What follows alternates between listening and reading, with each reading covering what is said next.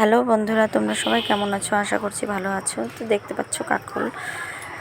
সকালবেলা মেজদির ঘরে গেলাম, দেখলাম মেজদি কাকরোলের পুর বানাচ্ছে। তাই ভাবলাম রেসিপিটা তোমাদের সাথে একটু শেয়ার করি। তাই চটপট করে ক্যামেরাবন্দি করে নিলাম। কড়াইতে জল দিয়ে দিচ্ছে। এখন কেটে রাখা কাকরোলগুলো দিয়ে দিল। তাতে একটু নুন দিয়ে ভাপানোর জন্য ঢাকনা দিয়ে ঢেকে দিল। এখন মশলা রেডি করে নিচ্ছে। তার জন্য লঙ্কা, সর্ষা, তিল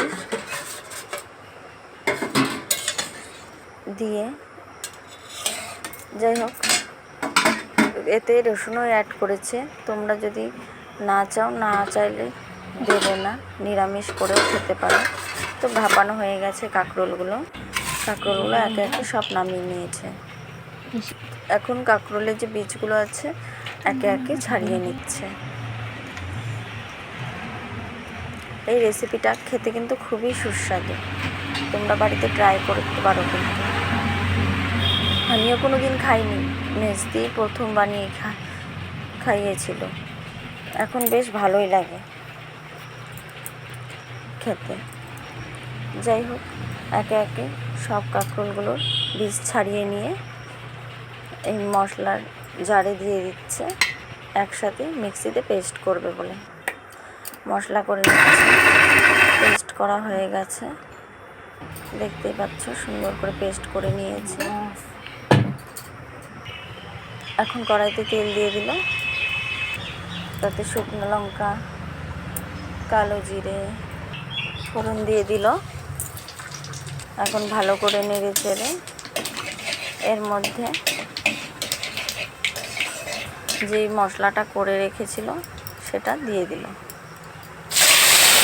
এখন ভালো করে এটাকে কষাতে হবে। একটু স্বাদ মতো নুন, হলুদ দিয়ে দিয়েছে। এখন ভালো করে কষিয়ে নিতে হবে। একটু নামানোর আগে স্বাদ অনুসারে একটু চিনি দিয়ে দিয়েছিল। দেখতেই পাচ্ছ বেশ সুন্দর পেস্টটা কষানো হয়ে এসেছে। এখন নামিয়ে নিচ্ছে। যে কাকরোলগুলো ভাপিয়ে রেখেছিল তার মধ্যে পুরটা সুন্দর করে ভরে নিচ্ছে। এইভাবেই সমস্ত কাকরোলগুলোর মধ্যে পুরগুলো ভরে নিতে হবে।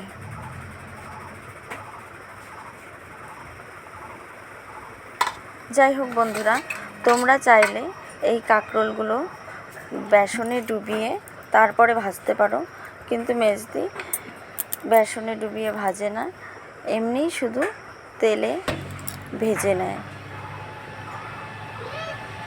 মুখটা আটকেও নিতে পারো তোমরা বেসন দিয়ে, অনেকের কাছে বের হয়ে যেতে পারে এই পুরটা ভেতর থেকে, কিন্তু মেজদি খুব ধীরে ধীরে আস্তে আস্তে ভাজে, তাই পুরগুলো ভেতর থেকে বের হয় না।